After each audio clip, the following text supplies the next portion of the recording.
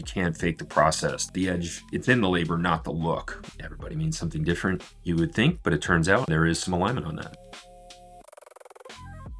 To continue with our series where we decode what clients mean when they use ambiguous creative language, this week we tested, what does edgy look like? Again, down that theme of typical things designers hear in the middle of a project after they've done 5 drafts and the client still says, I don't love it. We want to be able to come back with evidence, with data that translates to visuals. That's not just here's some stats and figures about your demographic, but real visual examples and what scores well and what doesn't. And so we thought it'd be fun to address when clients say, make it edgy. We hear that one a lot.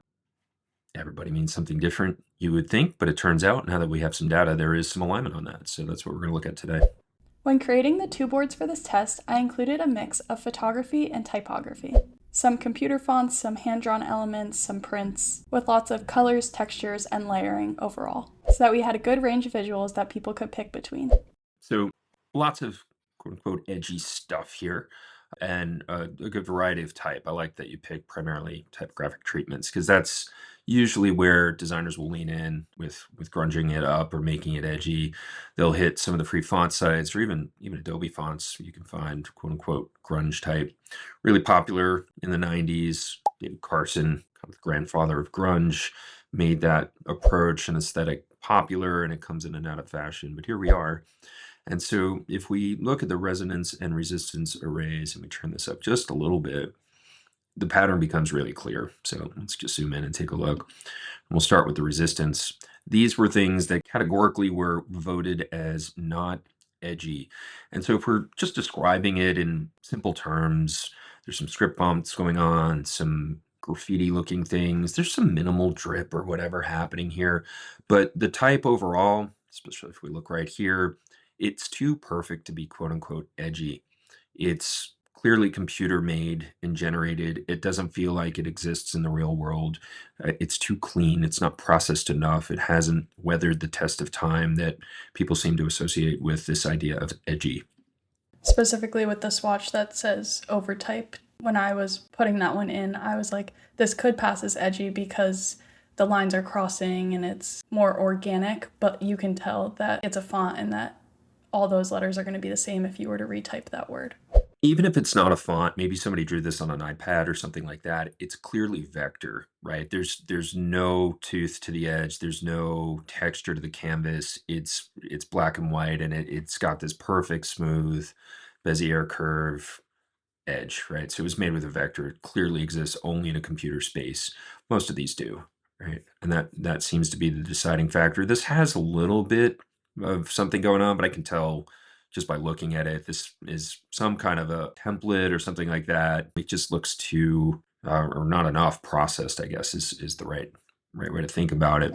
And so when we come over here, when we're looking at a bunch of things and we're trying to get to the idea of what's the most edgy, the pattern that clearly emerges right away with the type in particular is that it looks like, one, it's print, right? It exists on paper and it's been photocopied a bunch of times or scanned or printed with a linoleum block or something of that nature, but it's really roughed up. It's got texture to it. It's got tooth to the edge. There's a canvas involved. There's some kind of either missing pieces like negative space due to poor printing or poor inking, or just that it's weathered over time. And so, some of these do a better job of faking it than others. This, I can tell, is probably fairly fake, but fake, I use that term fake, but computer processed rather than actual print processed. But it's pushed enough that it got the vote that this is edgy. I think it's funny that you said tooth to the edge, because I also see that the images with teeth and mouths did really well. That might be fault to me for only using images of that nature, but they tested well, so maybe it still proves. Yeah, absolutely. Freudian slip on my part, I guess. Yes, these really kind of grotesque mouths that are pulled open and exposing teeth in an aggressive manner seem to do really well. That's not the only photography we had in here. You had, this girl on a banana, certainly not threatening or menacing, kind of silly. Whatever's going on here with the person in the hood, this person looking through type. So these are the contested ones that were kind of split down the middle. But yeah, these kinds of poses and mouth shots, we would need to do a little more testing on that and see, all right, what's that pattern about? Are there particular types of photography of faces and certain facial expressions that rank really high? I think it's safe to say that this one, it's a combination of the pose, right? It's a really kind of authoritative, not quite aggressive, but confident pose on the shot. And it has such, it's got spray paint over it and hand rendered type behind it. That combination of elements, along with the color, that I think is why it scored so high as edgy.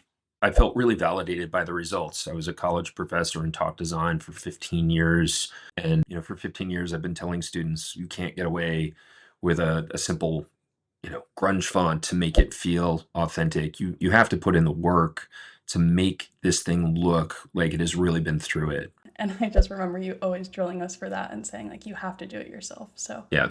yeah, I also wasn't shocked by the results. And not that I didn't believe you at the time, but the data also proves that what you were saying was true.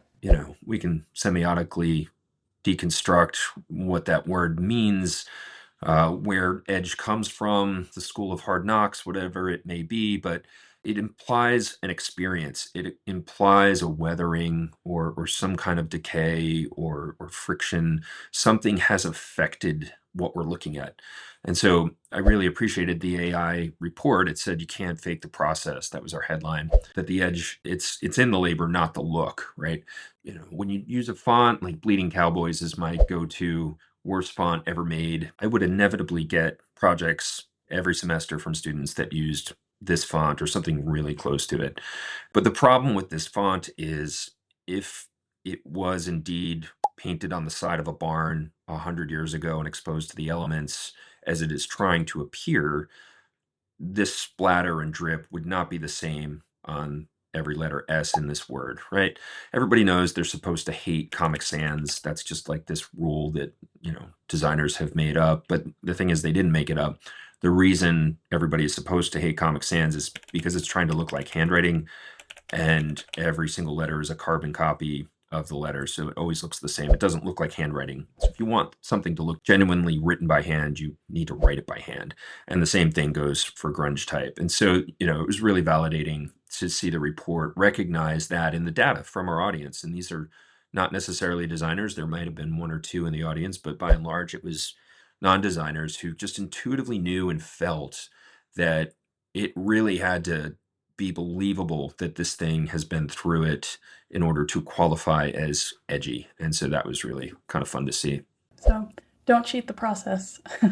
Yeah, you can't shortcut it. AI is getting better all the time. But for now, you kind of have to use the tools available to you, either printing it out and doing physical destruction to it, or getting really good at Photoshop to make it believable that you really did some destruction to it in art in order for it to be believably edgy. We're looking forward to continuing this series of decoding what other words we hear often when talking to clients and figuring out what they mean, so that designers can take this information and apply it to the work that they're doing. Again, never to be down on clients. They're using the vocabulary that is available to them and they're used to using. It's our job as designers to be experts in what that means and how to communicate it visually. And this tool is just a fantastic tool for doing that. So we should have a good collection of these terms with real reports, with real data behind them to not just tell you what it looks like, but to show you and tell you what it looks like in very clear terms. And that's powerful. You can read the full report from this study at constellations.app.